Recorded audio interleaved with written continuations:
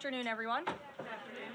Good afternoon, everyone. Under the leadership of President Donald J. Trump, the rogue Iranian terrorist regime, the rogue Iranian terrorist regime is being 47 years of tolerating and enabling 47 years leading state sponsor of terrorism, the world's leading state sponsor of Iran's murderous terrorist leaders are paying for their crimes against America, and they are crimes against America. Since 1979, the terrorist Iranian regime has actively facilitated the killing of Americans, facilitated the killing of America, and they fund other radical terrorists who attack our country and are seeking to attack our country, Western civilization itself. Western civilization. These terrorists seized our embassy and took 66 Americans hostage in Tehran. They slaughtered 241 U.S. service members with a truck bombing in Beirut. They killed and maimed hundreds of American service members in Iraq. Hundreds of American service members in Iraq. And this is just a small fraction. Prior leaders have been too weak and ineffective. Prior leaders have been too weak and ineffective to address this threat. Some, even sent pallets of cash that ultimately financed this terrorist crusade that ultimately financed the United States and our people against the United States, while signing stupid and naive deals, while signing stupid and naive deals that put Iran on the path after years of endless appeasement and empty statements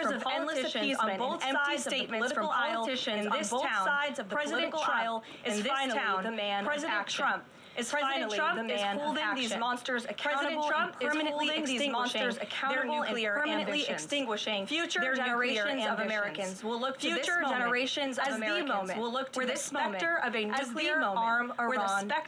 nuclear arm Iran at the beginning of Operation Epic Fury, President Trump laid out clear objectives. President Trump laid out clear on what the U.S. military seeks to accomplish through these Number 1, destroy the regime's deadly ballistic missiles. Destroy the regime's deadly missile industry to the ground. Completely raise their missile industry to annihilate the Iranian regime's navy. Annihilate the Iranian regime's navy. More than 20 Iranian ships. We have destroyed including their top submarine last night. Including their top submarine last time since using a torpedo for the first time since World War II. There is not a single Iranian ship underway. There is not a single Iranian ship underway in the Arabian Gulf, Strait of Hormuz. Number 3, Operation Epic Fury will ensure the regime's terrorist proxies in the region can no longer destabilize the region, can no longer destabilize the region, attack our armed forces. And thus far, Iran's proxies are hardly putting up a fight. Iran's proxies are hardly putting up a fight. This mission will guarantee that Iran can never obtain. It's safe to say that thus far, Operation Epic Fury has been a resounding success. American forces have struck more than 2,000 targets, destroying hundreds and hundreds of ballistic missiles, destroying hundreds of ballistic missiles. As the Department of War said this morning, we expect to have complete dominance over Iranian airspace in the coming hours, clearing the skies for our brave warriors to continue sought-after objectives. These noble and long sought-after objectives. Intellectual dishonesty from the American media on why President Trump decided to launch this operation. So let me remind you, Operation Midnight Hammer, which took place last June, obliterated Iran's yet the terrorist Iranian regime has remained fully committed to rebuilding its nuclear program. How do we know this? Its nuclear program. Because Iran has pursued this path of war and violence dispatching two of his top and most trusted negotiators to engage in exhaustive negotiators, in good faith negotiations to try and reach a deal. And the world knows this president's preference is always peace and diplomacy first. Look no further than the 8 additional global conflicts he has ended in the past year as proof. He has ended in the past year as proof. The terrorist Iranian regime refused to negotiate in good faith. They chose this path of violence and destruction. They chose this and they are reaping the consequences of their horrible decision. The regime did what they always have done. The regime did what they always have done. They tried to string the United States of America. They tried to string the United States of America. They wanted to buy themselves time to continue building ballistic missiles and other deadly weaponry that could harm our U.S. personnel and troops in the region, and to continue aggressively pursuing their unacceptable nuclear ambitions. U.S. negotiators offered a lift to crippling sanctions on Iran, and even provide nuclear sanctions on Iran, and even provide nuclear fuel to support a civil nuclear power program. To support a civil additionally had the opportunity to accept the additionally had the opportunity to accept U.S. to develop as an investor in potential nuclear energy together under a nuclear energy together framework. Under a mutually agreed upon framework. Iran would have to forfeit their enrichment capacity. Iran would have to forfeit their enrichment capacity. But Iran rejected. They accepted none of these generous and unprecedented offers by the United States. Simply put, by the United States. They refused to say yes to peace. They refused and their refusal made clear that their number one priority was building that their number one priority with which to threaten nuclear United States with which to threaten again the United States they have been chanting death to the country they have been chanting death to. Let me state this again clearly.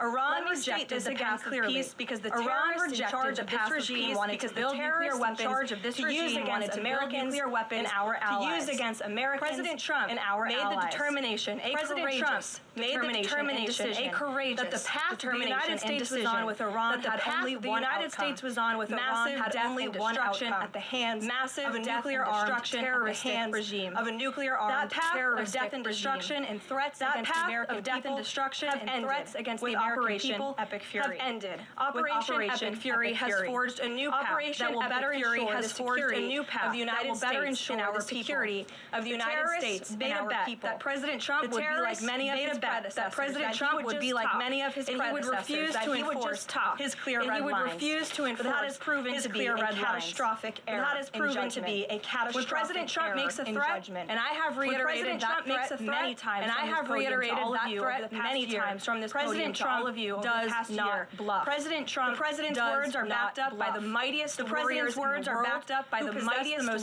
the world, most sophisticated capabilities this world has ever known. 49 and counting of the most senior Iranian regime leaders, including the senior Iranian regime have already been wiped off the face of the earth. Have already been wiped off the face of the earth. Killing these brutalist, terrorists is killing these for America. Brutal terrorists is world a much safer place. And makes the world. I want to also extend our prayers and condolences. I want to also extend our prayers and condolences to the families of who have been lost in Operation Epic Fury. Who have been lost. These heroes represent the very best among us. These heroes represent they laid down their lives in defense of our country. They laid down their lives in defense of our country, and we will never forget their legacy. As the President said, we grieve for these American patriots. As the President said, families as we continue the righteous mission, families as we continue their righteous mission. President Trump intends to attend the dignified transfer of these American heroes to stand in transfer of these American heroes to stand in grief. I understand the Department of War is working on scheduling this transfer, and we will provide updates scheduling this transfer, and we will provide updates at the appropriate time. The Trump administration is also doing everything within our power to protect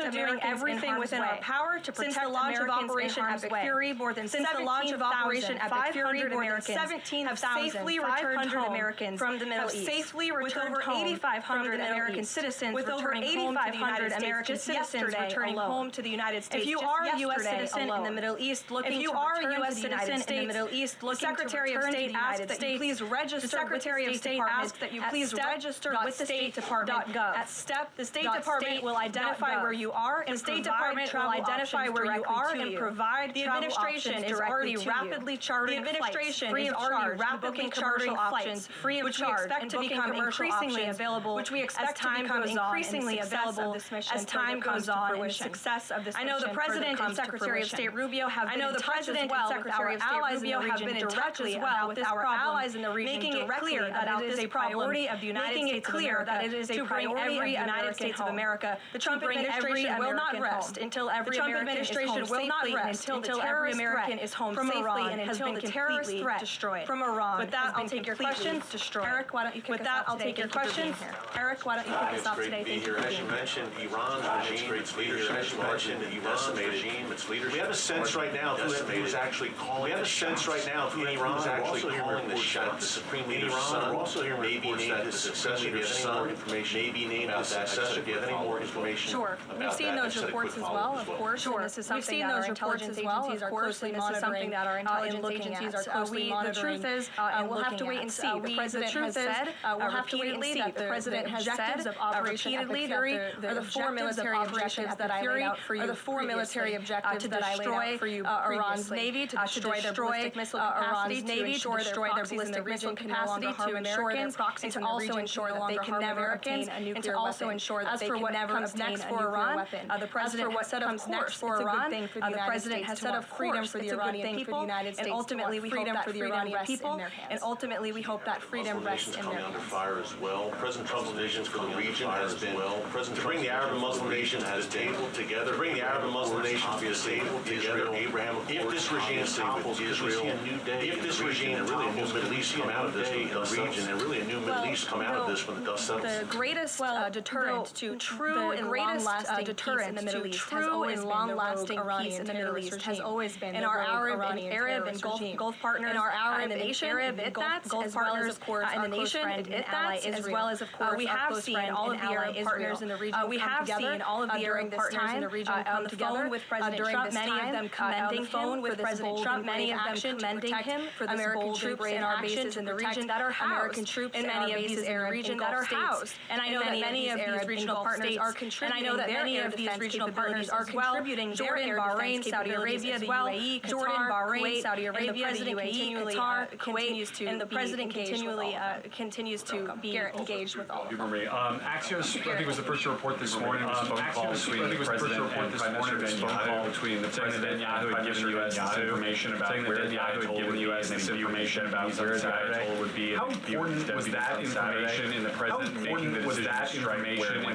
making the decision to strike where and when he did? With respect to the timeline. I think it was important with respect prior to that phone call. But I think the President prior to that phone call, the Iranian regime had a good feeling that the Iranian regime was going to strike the United States, and the President was faced with a choice. And the President was faced with a choice. Does the United States of America use our military and our capabilities to strike our military and our capabilities to strike first, to take out and our people for 47 years, or is he going to, as commander-in-chief, or is he going to, as commander of the Iranian regime, sit back and watch as the rogue Iranian regime that's obviously an unacceptable that's obviously an unacceptable choice there is unacceptable to the President, which is why he made this decision. Unacceptable to the President, which is why he made this decision. As for where the Ayatollah was going to be, as for that where the Ayatollah was going to be, on the timeline of the operation, had an impact on the timeline of the operation, but not quite the President's decision. The public is viewing this. We were sitting here last week. The public is viewing this. We were sitting here last week. I felt like he had to sell the possibility that he felt like he had to sell the possibility that 5 days on hasn't been kind of traditional. 5 days on hasn't been kind of the traditional. Does the President believe the country supports the actions that he's taken so far in Iran? Supports the actions that he's taken so far in Iran? I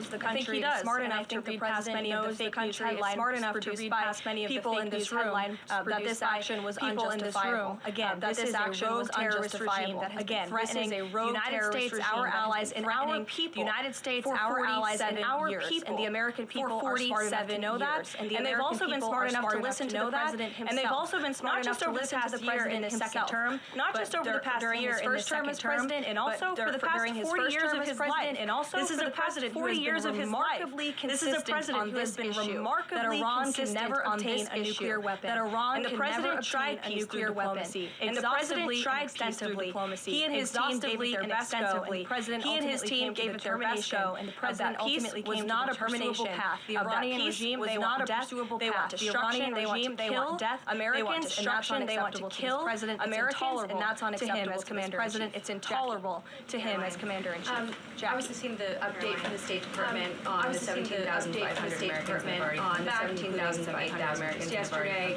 There are still 6,000 that are looking to get out. As I understand it, 6,000 that are looking to get out. As I understand it, you just told Garrett about the President's decision on a timeline. You just told Garrett about the President's decision on a timeline. Before receiving the specific intelligence about the meeting on Saturday. The specific intelligence about the meeting on Saturday. More done. Should there have been in advance of the strikes to try to get those Americans in the region? To try to get those Americans in the region before resources and information to get home before day 3 of the war. There was many, and I wish that everyone in this room by the State Department, and I wish that everyone Secretary of State issued level 4 travel advisories. Secretary of State dating back to January for many of the dating back to January for many January 14th countries in the U.S. mission to Saudi Arabia advised personnel the U.S. mission to Saudi Arabia advised personnel increased caution and limit non-essential travel to any military limit non-essential travel. On February 11th, the U.S. Department of State Consular Affairs shared a list of countries with level 4 do not travel advisories. Level 4 do not travel advisories. Do not travel much more clear than that. Do not travel. On February 23rd, the U.S. Embassy in Lebanon on February 23rd, the U.S. Embassy in Lebanon family members to leave Lebanon and family members to leave Lebanon due to safety risks. On March 2nd, the State Department urged U.S. citizens on March 2nd the State Department immediately citizens to depart Lebanon. With respect to Iran on February 27th, with respect to Iran on February 27th, the Secretary designated Iran as a state of sponsor no American should travel to Iran for any no American should travel to Iran on February 27th. The U.S. ambassador to Israel warned Americans to leave Iran, and they provided travel advisory through the U.S. Embassy in Jerusalem. The State Department was all hands on deck on advising extreme caution and do not travel advising to Americans in the region. With respect to the Americans who are still in the region now, with respect to the Americans who are still in the region now, that they register at the State Department, they can directly identify you, and we are actively identify you working to charter flights.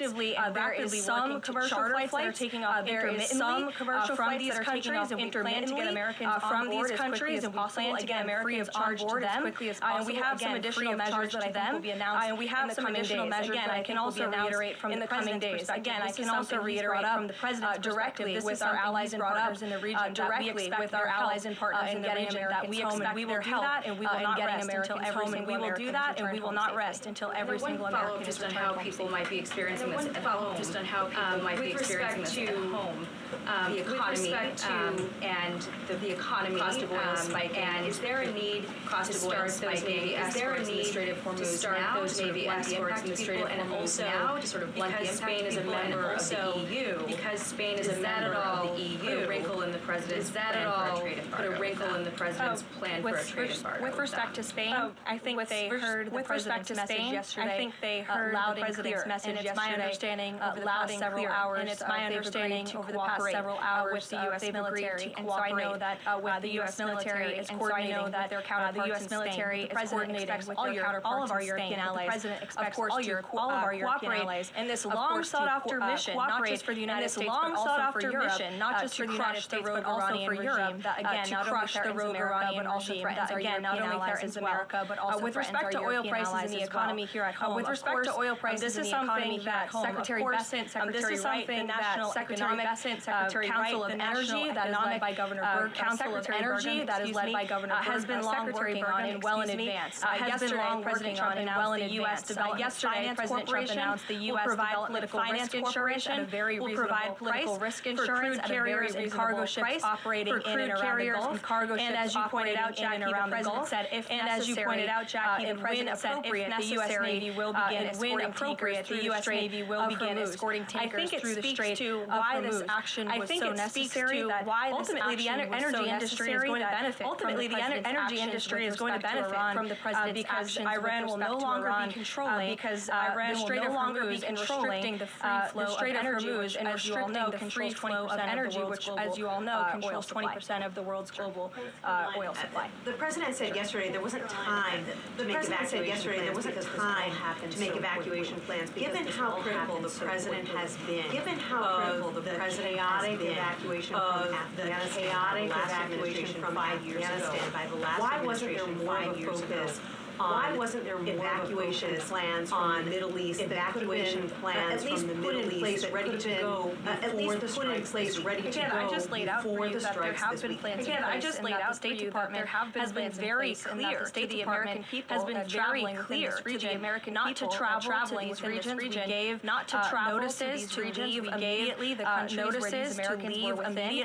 And unlike the previous administration, we actually have a number. We actually have identified the number of people in the region identified the number of people in the direct contact and engagement with them. We are in direct contact and engagement with them. A few thousand people who have requested assistance to come home in comparison to the millions who we understand are in the region. The millions who we understand are in the region.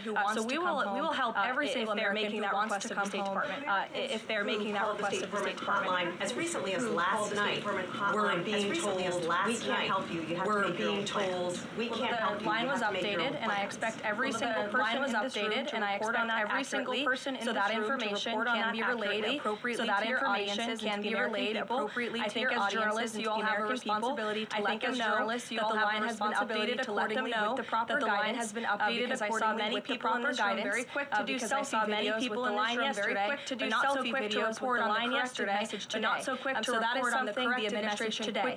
So that is something the administration quickly worked to address. However, we're also pointing to people to the website. However, we're also pointing so that we know exactly where you are. So that when there are commercial flights where you are moving into that area, when there are chartered flights moving into that area, we can get Americans chartered flights moving into that area. We can get Americans on planes as quickly as possible. Have been able to get out of the region so far. Charter flights have been able to get out of the region. I don't have an exact count for you, but I know that we're working. I don't have an exact count for you, but I know that we're working on chartering yesterday. We're doing it again today. We were doing it yesterday. We're doing it again today. And I don't. You should not expect us flights are taking off. Detail exactly when these flights are taking off for obvious reasons. They are not going to hesitate to target. They are not going to hesitate to target completely intolerable region for safety and security reasons. Completely intolerable, but for safety and security reasons, we're not going to be broadcasting when flights full of Americans are going to be taking off. Obviously. At the top there, you said that the Iranian regime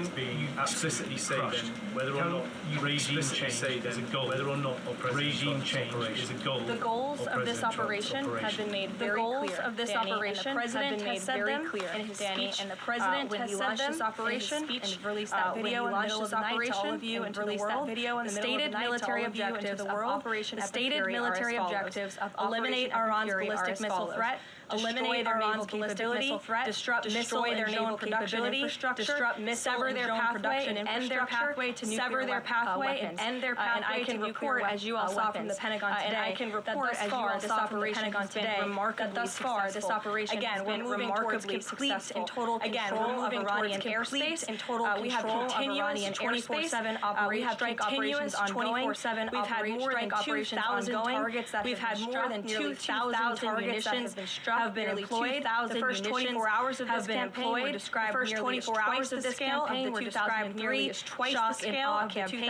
And we've seen that the enemy, the Iranian, the enemy, the Iranian retaliatory strikes against the United States and their threat reduction has the United States reduced significantly. If you look at the Iranian ballistic missile launches, they're down 86% from day one. They're down 86%. So while the United States military continues to increase its complete dominance over this rogue regime, they are weakening day by day.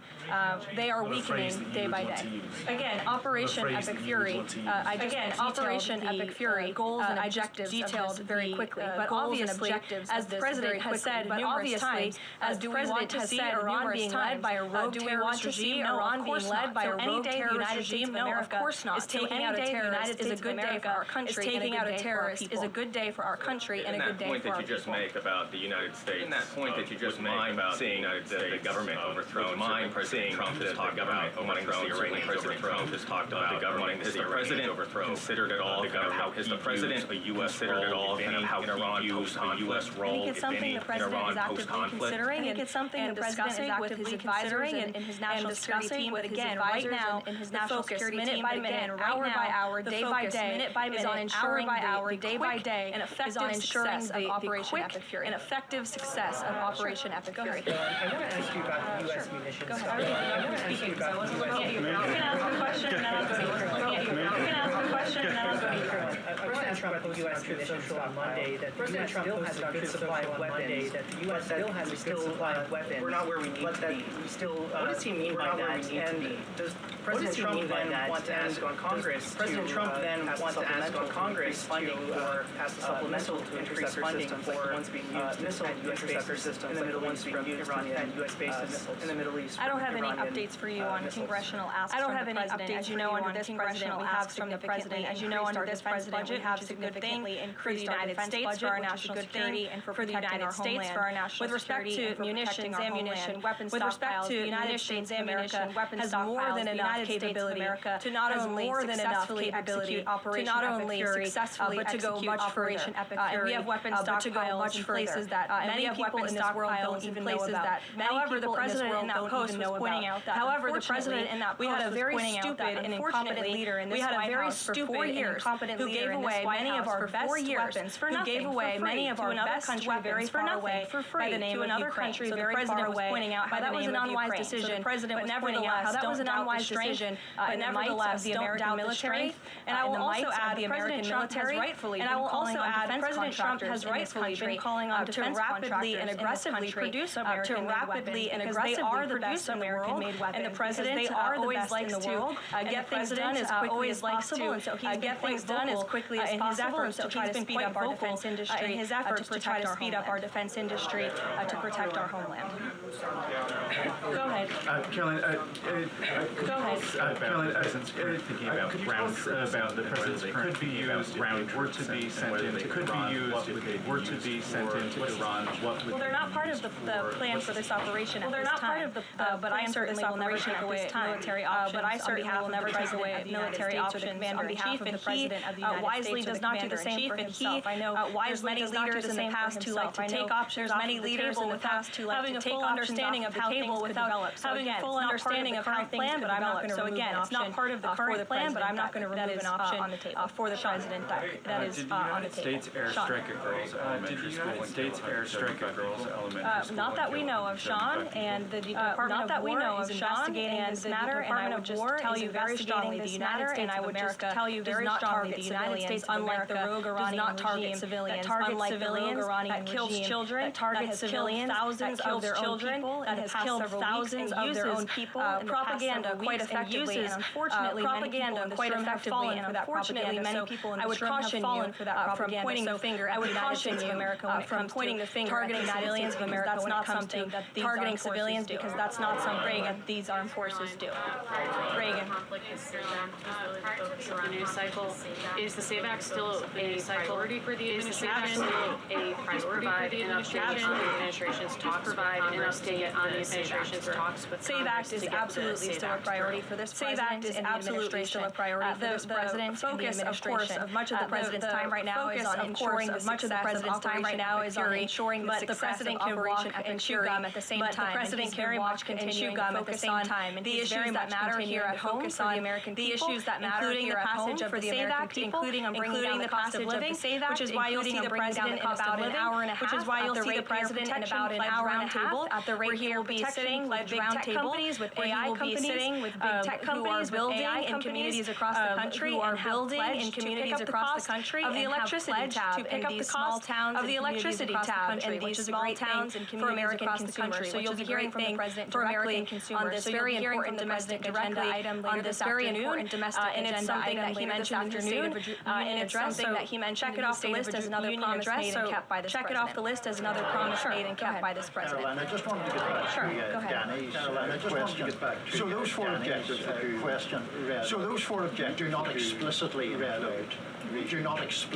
include if those objectives were achieved, if the Islamic those objectives were achieved, and the Islamic Republic still, would that be an acceptable outcome?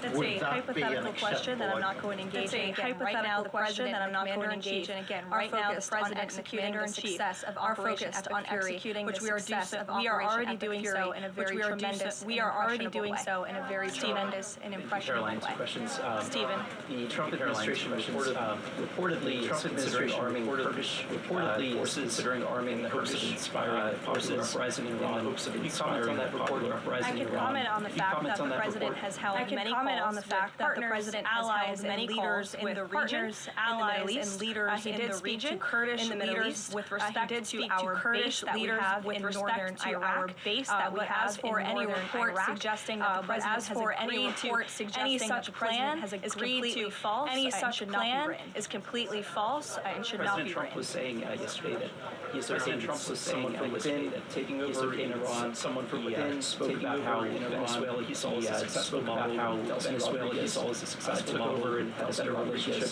Iran's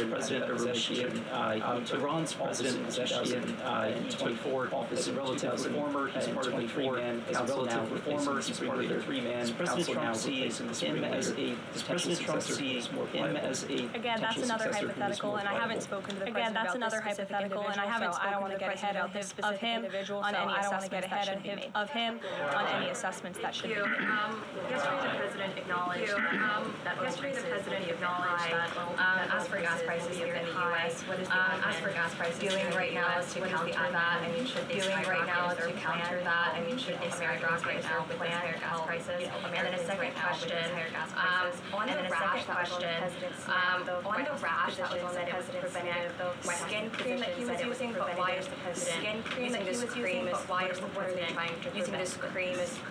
To your second question, I don't have anything additional to add to your second question. I don't have anything additional to add to the physician statement, but I know the statement said that the redness on the neck will dissipate. Said that the redness on the neck will dissipate. To your first question about oil prices, to your first question, we have a president who has exuded American energy dominance over the past year. American energy administration that is wholeheartedly focused on administration that is wholeheartedly focused on keeping prices stable. This operation is temporary to protect the homeland, but crude oil prices did fall yesterday. They remain stable today. Did fall yesterday. They remain stable to ensure the stability in global energy markets. To ensure the stability in global energy markets, offering reasonably priced political risk insurance, offering and the potential for the U.S. risk insurance, and the potential for the flow of energy to provide protection for the flow of energy through the state. It is the president's belief and his economic team's belief. The president's belief the economy continues to be very strong. Its robust and will be able to be very strong. To weather any of the temporary impacts. To weather any of the temporary impacts on Operation Epic Fury. John. Just to follow up to that, the timeline for making the strait, for oil tankers to transport oil through the strait, to transport oil through the strait. What is that timeline? And what can the president do? I don't want to commit to a timeline, but certainly I don't want to commit to a timeline, but certainly it's something that is being calculated and the Department of Energy. They're working very closely, and the Department of Energy are working very closely. The briefings on the subject with the president, and this is again on the subject. They're monitoring, and if and when necessary, they're monitoring. And if and when necessary, the United States Navy will provide assistance to escort oil tankers through the strait. Sure, in the blue. Sure, in the blue. You're not in blue, Andrew. Go ahead. Yeah, you're not in blue, Andrew. Well, I guess you are, sort of. I'll go to you after. Well, I guess you are, sort of. I'll go to you after. You had mentioned about the commercial aircraft. What about the use of military aircraft? Would that happen? What about the use of military aircraft? Correct. Or subsequent? That is something that is definitely underway. That is something that is definitely we're going to use that underway. We want as many planes. We're going to use that chartered, commercial, or many planes, whether they're chartered, commercial, or military, and returning them safely. Taking Americans out of the Middle East. Andrew, go ahead. Safely home. So yes, you're welcome. Andrew, go ahead. You're welcome. A long list of incidences against the Iranian government going back to the takeover of the Barracks Bomb 9, Barracks Bomb, but no one from the administration has laid out that was supposed to be taken care of by. That was supposed to be taken care of by. The rationales offered by Secretary Rubio, the president was security advisor, retaliation against Americans. Retaliation against Iran interests from Israeli strikes. Iran after the president says Israeli strikes. It was his own. The president says Iran was going to attack. Iran was going to attack across the administration. Why is it that across the administration you can't say threat against the United States was threat against the United States was, and also Prime Minister Starmer told Parliament today. Prime Minister Starmer reason he didn't Parliament today allow his reason he did was to allow. He was not satisfied that there was a lawful basis. He was not satisfied that there was a lawful basis and a viable. Was there an attempt to provide? Was there an attempt to provide legal basis? Government for these strikes and a viable through plan for these strikes and a viable through plan. I completely reject the first question. I completely reject the President of the United States, the Secretary of War, the Chairman of the Joint Chiefs, the Secretary of Vice President of the Joint Chiefs, the Secretary of Vice President. Now I am out here today to explain to you exactly what led the President to make the decision to launch Operation to make the decision. And President Trump does not make these decisions in a vacuum. And President Trump does not make these decisions in a vacuum. This decision to launch this operation was based on direct threats that Iran posed to the United States of America, and the President's feeling based on fact, and the President's feeling based on imminent and direct threat to the United States of America, based on the fact that they are the world's leading state sponsor of terrorism, based on the fact that they were rapidly and aggressively building up their ballistic missile program, to give themselves immunity within their country, alongside their navy, so that inside their navy, they could continue to create nuclear weapons and nuclear bombs, which would of course pose a risk to Americans in the region, and even Americans one day here in the region, and even another point on this is the president found that through these extensive, exhaustive, failed negotiations with Iran, that they were hell-bent on death and destruction, that they were hell-bent on death and destruction. Just another president on a very long list who sat back and stood by and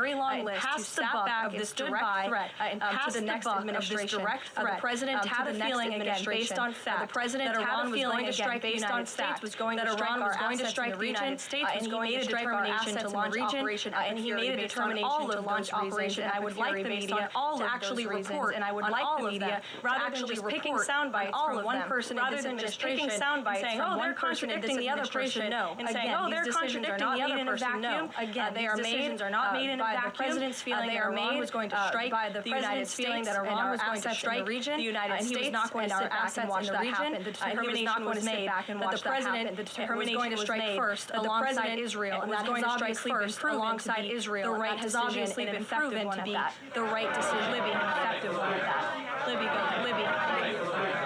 Libby, go ahead. First has the president spoken with the family members. First has the president spoken with the family members. Second, given what you outlined throughout this entire region. Second, given what you outlined throughout this entire sunk a bunch of Navy ships. We've hit all of these sunk a bunch of Navy ships. What can Americans expect the targets to be? What can Americans expect the goal to be? All of this. What is victory? Given we've even taken out victory? Given we've even taken out Iran's victory will be determined by the commander-in-chief. Victory will be determined by the commander-in-chief once the goals and the objectives that we have repeatedly laid out. We just in the next few hours will be achieving just that dominance over the skies, which means the United States military over the skies will be raining United States military weapons down, will be raining Iran to hit these weapons down on Iran to identify as crucial to take out, been identified as crucial to take out by the Department. John. John. The U.S. posture change in regards to nuclear North Korea, and the stated goal is to make sure that Iran is not a nuclear. The stated goal is to make sure that Iran is not a nuclear country. I don't have any change in position. Quick follow-up. There's been reports that Ali Khamenei's son. The administration think that he is a part of the same regime. The administration think that he is a part of the same regime. People in the country to uprise. Would they like people in the country to uprise? There's reports he's been elected, or that he's assuming. There's reports he's been elected, or that he's assuming to be elected. He's one of the likely options, or that he has been elected. He's one of the likely options, or that he has been elected until someone actually. We'll wait to confirm until someone actually. The dignified transfer is willing to families. Given what Secretary Higgs said this morning, given what Secretary Higgs said this morning, the press should not prominently cover the deaths of U.S. service members. No, it's the position of this administration. No, that's the position of this administration. Country should accurately report on the success of Operation Epic Fury and the damage it is doing to the rogue Iranian regime that is doing the lives of every single American in this room. The Iranian regime had their choice in this room. They would kill every single person in this room, and so they would kill every single person in this room. And so we can all be very grateful. We have men and women in our armed forces and that we are willing to sacrifice their own lives for the rest of us in this room, and for every American across the country, and for every American that is based in the Middle East, and for every troop that is based in the Middle East. That's what these about these six front-page news. That's not what the secretary said, Caitlin, and that's not what the secretary meant. And you know it. You know you are being disingenuous. There is not. You know you've never had a secretary of defense. There is not. Who cares? You've never had a secretary of defense. Who cares more? There were tragic things happen. It's front-page news. Yes, you know we cover the deaths of U.S. service members. Yes, you know we cover the deaths of U.S. service members under every president. The press does only. That's a fact. Especially you. No, that's a fact. Especially you, and especially listen to me. Especially you, and especially CNN, and the Secretary of Defense and our men and women in uniform. About our travels all across this country to meet with them, to connect with them, and your network has hardly ever probably reported on that. You also had the chairman of the Joint Peace. You also had the chairman of the Joint Peace, a brave patriot, standing alongside the Secretary at the Pentagon this morning, again expressing his condolences this morning, again expressing his condolences to the President of the United States, and I just told you that the President of the United States. So please funding for dignified transfer. So please, we expect you to cover that as you should. We expect you to cover that as you should. But you and your network know that you take every single thing this administration says and tries to use it to make the administration says and tries to use it to make the president look bad. That is an objectable fact. If you're trying to argue right now, if you're trying to argue right now that CNN or President Donald Trump coverage, I think the American people would tend to Donald Trump and your ratings would tend to disagree with that as well. On the school back to that target civilians. I understand that the U.S. does not target civilians. Can you say that there's any evidence right now? Can you say that there's any evidence right now? Not Israel in that, and then is there any assessment about Israel in that? Is there any assessment about Israel's role in that, if at all? Again, the Department of War is currently investigating this matter. Again, I will reaffirm that the Department of War and the United States Armed Forces do not target civilians. The United States does the Iranian regime who kill and execute the Iranian regime who kill and execute their own people. On two separate issues, Caroline. First, what can you tell us about the military operation in Escabal? The military operation in Is the president considering, and then secondly, is the president considering to boost invoking the defense stockpiles while we are munition stockpiles? It's not something I've heard the president consider, but as you know, the president